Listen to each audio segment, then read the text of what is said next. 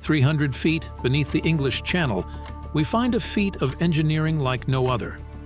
The Channel Tunnel, stretching 31 miles, stands as the longest underwater train tunnel in the world. It's not just a tunnel, but a vibrant link between a country and a continent. Travel between England's famed White Cliffs of Dover and the French coast has transformed dramatically. Once a daunting journey by boat, now it's a swift 35-minute train ride through this underwater wonder. It's quite a pleasant experience, actually. It's much nicer than travelling on a boat or the Sea Cat or anything else, because it's not so choppy. The weather's guaranteed down under the tunnel, so it's quite nice. Building this tunnel was no small feat. It took 7,000 workers, 7 years, and nearly $14 billion to complete. Battling harsh environments, they drilled not one, but 3 tunnels, creating a path deep beneath the seabed. To drive a tunnel 30 miles through chalk and to then fit it out as a railway system, to build 2 very large road rail interchanges at each end, and to complete the project was an achievement. It really is another wonder of the world that it was done at all. The teams faced more than just geological hurdles. A cultural divide and deep-rooted skepticism had to be overcome. This was about connecting 2 lands separated for 8,000 years, a testament to human imagination and persistence. Here we were connecting 2 countries that hadn't been connected for 8,000 years. It was a huge advance in imagination, in technique, and in sheer persistence to get it done. The site workers used to say this is, the biggest thing since the pyramids. I mean, it is, as an engineering feat, it's absolutely phenomenal. The dream of a channel tunnel dates back to 1785, from hot air balloon crossings to ambitious but impractical plans during times of war. Each attempt, a stepping stone leading to the ultimate realization of this underwater passage. This 1881 tunnel was driven in the same chalk marl that we chose in 1985. The geologists knew that this was the best stratum. What they couldn't be sure of at that time was whether it went all the way across to France. I don't think they actually developed the notion of how you would get this tunnel all the way across. I think government said, prove to us that you can bore a tunnel in this material and that you know where to bore it. And that they did. And the tunnel is, about 7 feet in diameter. You can walk down it, and we did walk down it. And this rotary machine cut a beautiful, smooth, circular bore in the chalk. So it demonstrated it could be done. The advent of the tunnel boring machine revolutionized tunnel construction. The 1881 attempt made significant progress, hinting at the possibility of a successful channel link. This laid the groundwork for the future. The Brits, I suppose, we're an island race, and for generations we have felt safe from invasion because of this narrow strip of water. It doesn't make any sense in today's terms, but it stopped the Romans for a long while, and it actually kept Hitler on the right side of the water. I can remember in the days when I was trying to sell this idea to the public in 1985, having old ladies wave umbrellas at me from the front row saying, "You rascal, we don't want to be connected to the French, there's a danger." In the mid-20th century, despite promising geological discoveries, political and practical concerns halted progress. The notion of physically connecting Britain to Europe remained contentious and challenging.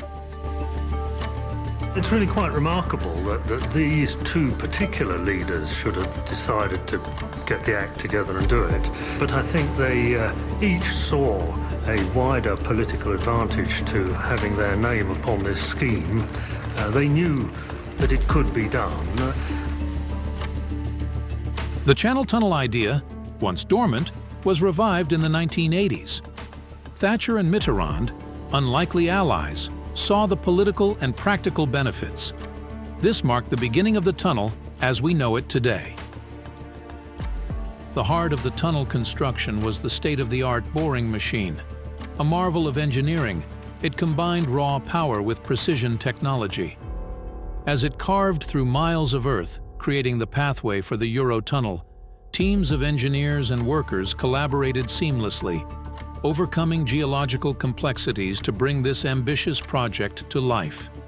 Although you always specify that that borehole gets filled with concrete afterwards, contractors have a nasty habit of forgetting to put the cement in. And so you get a borehole full of stones. And you don't want, in an underwater tunnel, to intersect a hole full of stones that the water can rush down.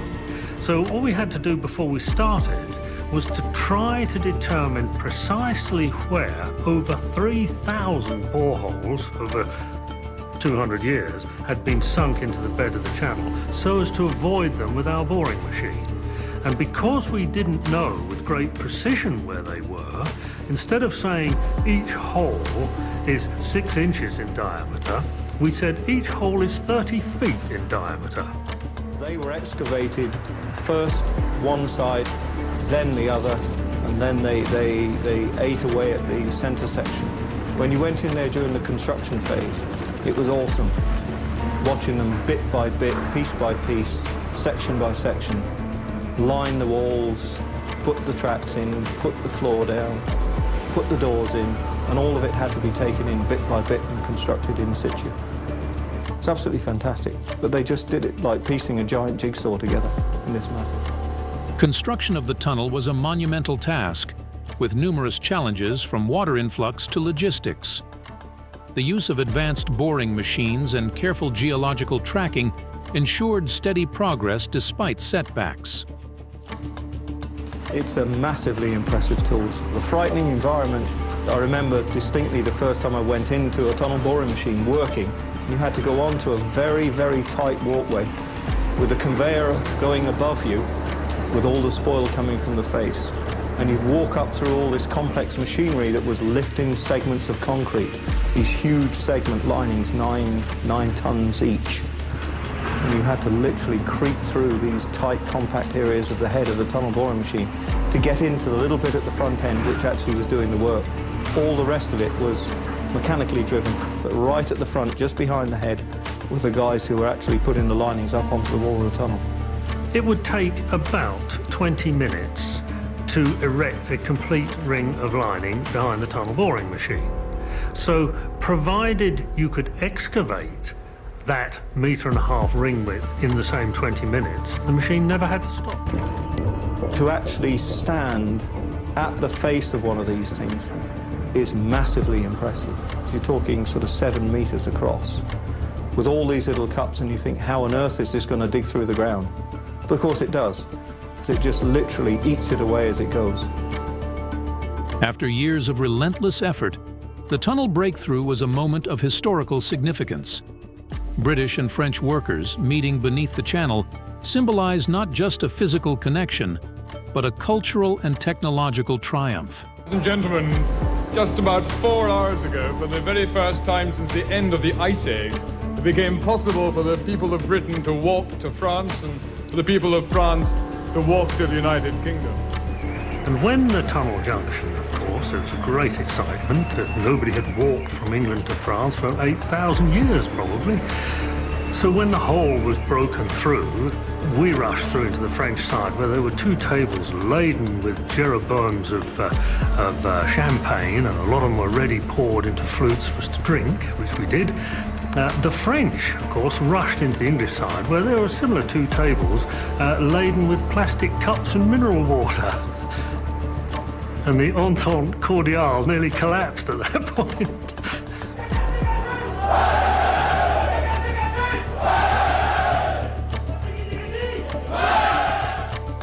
Today, the Channel Tunnel stands as a vital artery for transport and trade.